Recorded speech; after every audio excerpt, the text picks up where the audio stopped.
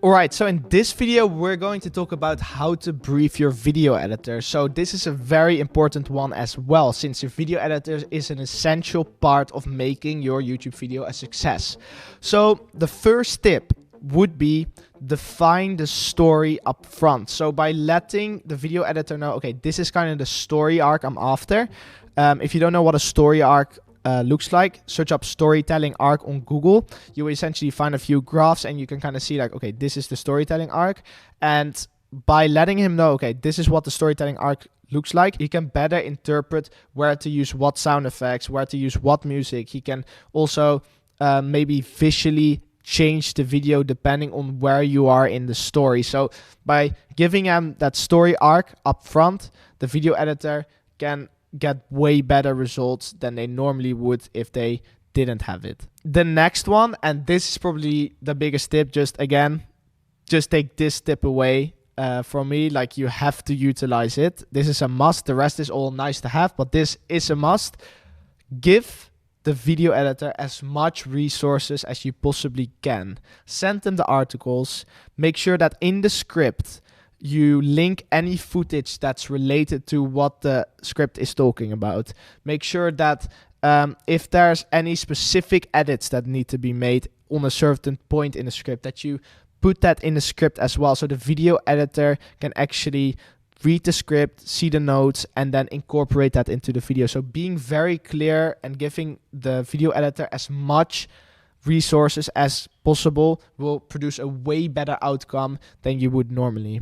Another thing that's really important is highlight any key points. So key points for a video editor would, for example, be when a villain goes down or someone loses something, an emotional moment in a story. It can also be in a compilation. Like, for example, when something funny happens in a compilation, you can kind of like mark it like, hey, maybe make a funny edit, or maybe make an emotional edit, or maybe make the music sound more angry here. Those key points, try and highlight them in the script, or maybe tell them up front, like, hey, in the script itself, there's like a few points. I kind of want you to make a special edit at those points. So try to highlight key points for the editor to basically latch onto, and then you will get way better result than if you didn't.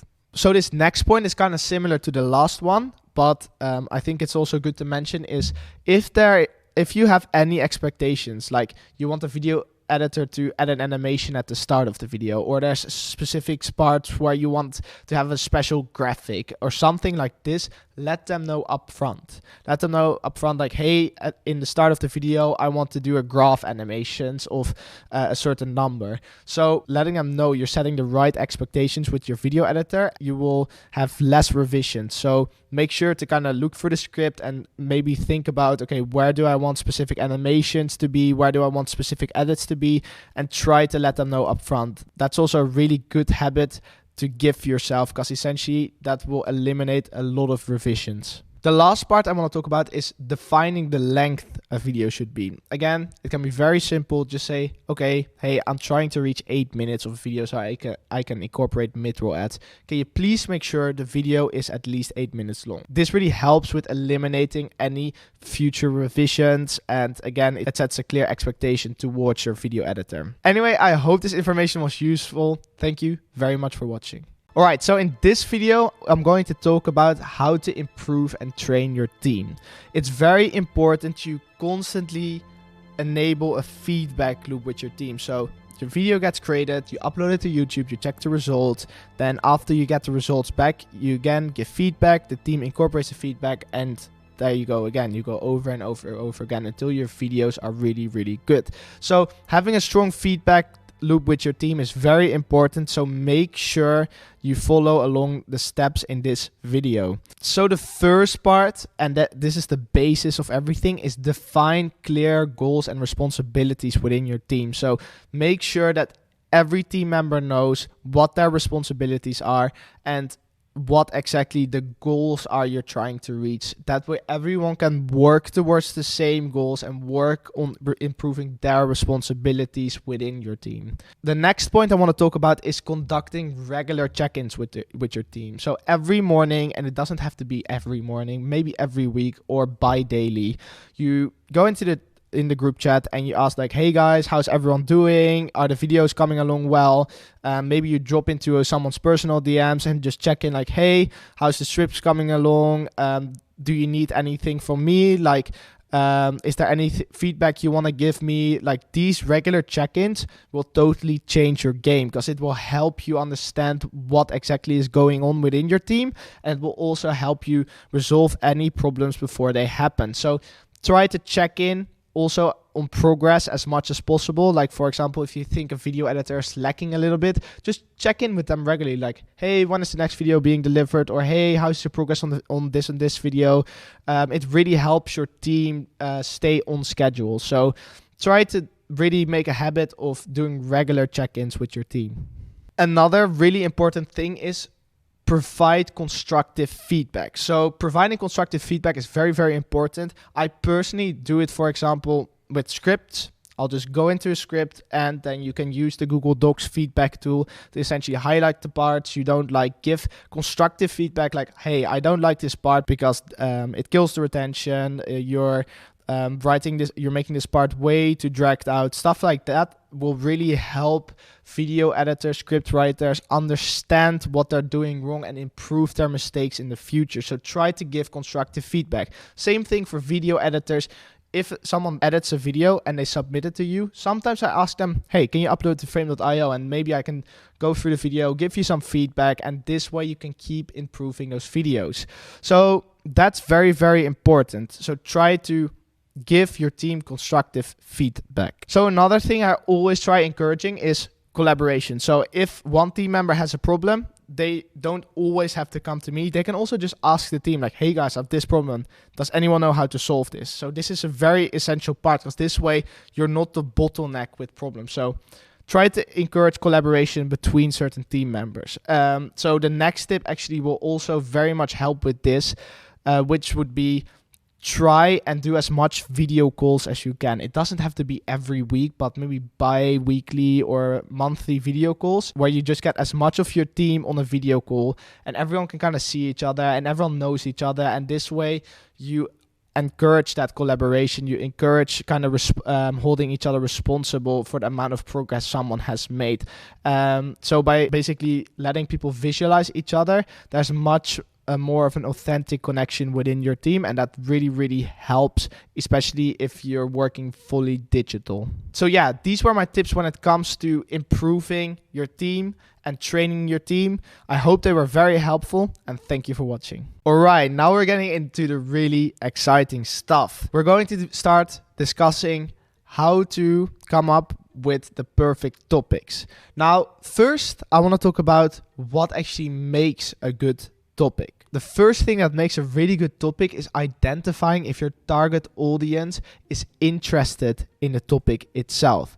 So make sure that when you're coming up with topics that your avatar, your target audience would be interested in something like this. And now I know it might sound straightforward, but trust me, a lot of people still forget it because often people will kind of see a bunch of other topics in other niches do really well, and they forget that they're still serving this one audience, and they see this other topic and they're like, ooh, and they start kind of getting shiny object syndrome with topics because they see the performance in other niches and they're like, oh, that topic looks really cool. Let me try it on my channel. And they get this shiny object syndrome and they try to take these topics to their own channels. Well, if they thought about, would my target audience identify with this topic? The answer would be no. So just to remind you, make sure the topic matches with your target audience. A lot of people forget it. Again, it's straightforward, but a lot of people still forget it to this day. So the next one is also very, very essential. So what a lot of people do is that they come up with a topic and it sounds interesting on the surface, but then when they make a video about it, it's kind of a boring video because essentially what they've done is they've taken a topic that sounds very interesting on the surface, but essentially that topic is actually not that interesting when you dive deeper into that story. So when you're coming up with topics, you don't only have to make sure a topic sounds interesting or looks interesting, but that it's actually an interesting topic, that when you go deeper into researching that topic, that there's actually a story to be told and that there's actually an interesting concept behind that topic, because I still see so many videos where I'm like, oh, that's a cool topic. And then I click on the video and I'm so unsatisfied with the information I've gotten. Like, it's a boring story. Like, oh, I know this already. Like, the topic sounded so exciting, but actually the story behind it was so boring. So a good topic doesn't only sound interesting, but the story underneath that topic is also really engaging. So keep that in mind. A good topic has both. Another thing about a good topic is that you have to be on time with it. And what I mean is that sometimes people, they see a topic come by, like there's a trend happening. Think about maybe Andrew Tate, think about Donald Trump being arrested, and they execute on that topic too late. A good topic only works if you're on time.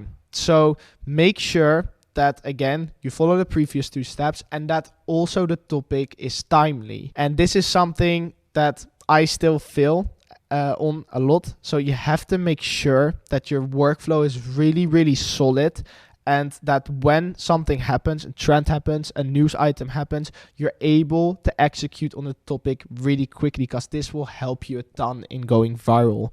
So make sure your topics are timely. So the next one is the most important thing when it comes to a topic, and that is always repeat what has done well in the past. People think they always need to be original on YouTube. Especially a lot of YouTubers think this. Like, they always have to innovate. They always have to, come up with the next big thing. But that's not what we're doing.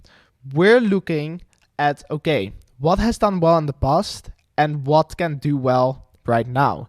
So essentially, try and study what has done well in the past, and if that topic has done well in the past, that's a really good indicator if it's an interesting topic to talk about. So if it matches all the previous signs and it has done well in the past, or a similar topic has done well in the past, that's a really good sign. So keep that in mind. Try to always base your topic off past results, because the chances are way bigger that you will hit a viral than if you just randomly come up with a topic that has no evidence as to its performance ever. So very important, keep it in mind. The next thing I want to talk about is leveraging negativity bias. And a negativity bias is essentially that humans react stronger to a negative signal than they do to a positive signal. Think about this. Imagine being a caveman hundreds and thousands of years ago, and there's a lion in a bush. You have to react strongly to that negative signal, because otherwise you would die.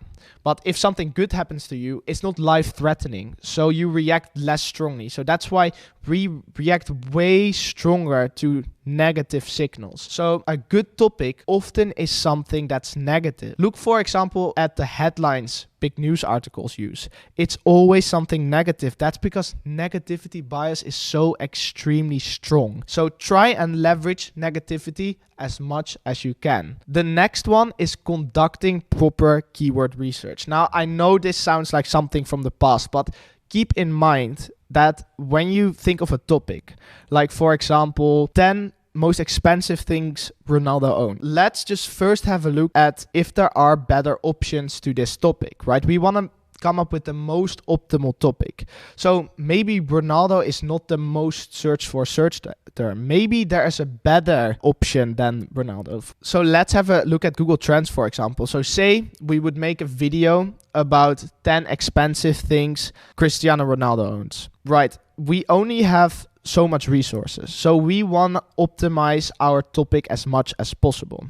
So by conducting keyword research and looking, okay, are there any better options? We can optimize our video performance that way. So try and first do keyword research, because if you would check Google Trends and see, okay, which one would be a better alternative right now to make a video about, Lionel Messi or Cristiano Ronaldo, you would still see, okay, it's Cristiano Ronaldo. But it could have also been that, for example, Lionel Messi would be a more popular search term. So really keep that in mind, that try to find the best variation of your topic, and that is what makes a good topic, is that it's the most optimal one. So this is really important. When you're coming up with topics, try to make the topic as optimal as possible. So by doing keyword research, you can find the most optimal variation of your topic. Anyway, I hope you found this video very valuable. Thank you for watching. So we've talked about supply and demand in niches, But when it comes down to topics, supply and demand is just as important.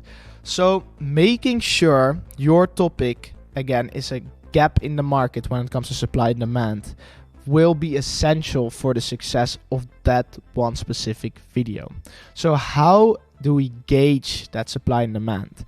That's what we'll be looking at in this video. So the first thing you want to be looking at is the topic a consistent outlier on other channels? Just as with niches, is that video topic a consistent outlier? If it is performing way better than the average video on the channel, that might mean that certain topic is something that people are very interested in. That's why, for example, when you're doing topic research, right?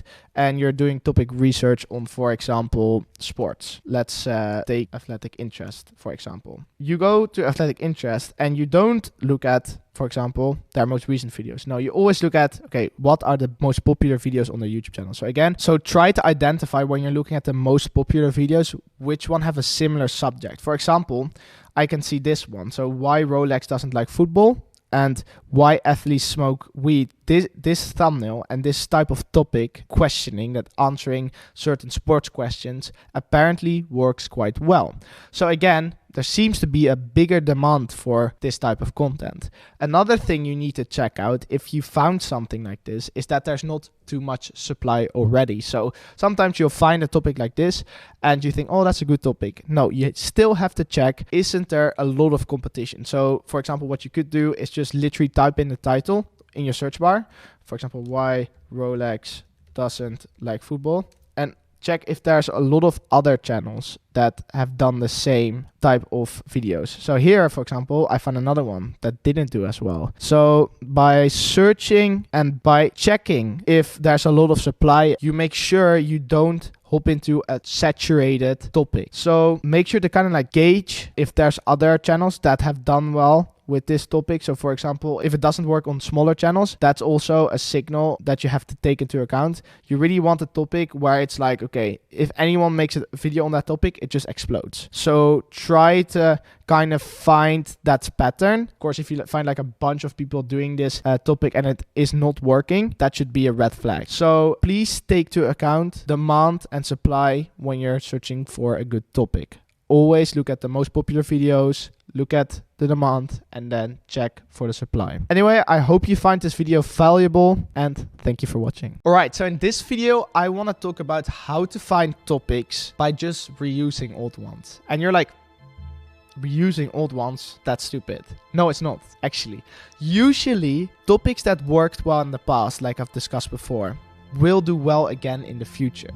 So I recommend that if you jump into a niche, you just reuse old topics. And literally, I can show you a few examples of my own YouTube channels. So let's take a look at court cases, for example. And you check the most watched video, 5 million views. You can see 5 reactions of innocent convicts set free. Literally what I did with that topic, I just took it from an older channel. Look at this. 10 reactions of innocent prisoners set free. That's literally what I did. And people always say, a lot of mainstream YouTubers also like, oh, always try to innovate. No, usually people will actually watch the same thing over and over again. Think about people rewatching Lord of the Rings for the 23rd time.